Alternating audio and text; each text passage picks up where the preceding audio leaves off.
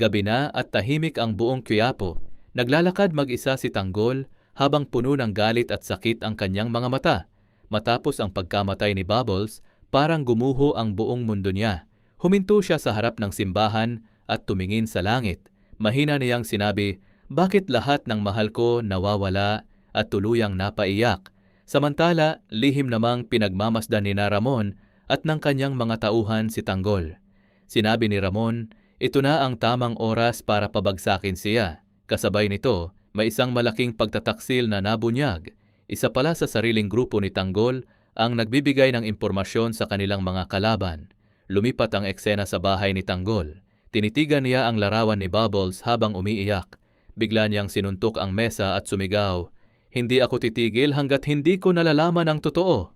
Ngunit biglang tumunog ang kanyang cellphone. Isang unknown message ang lumabas.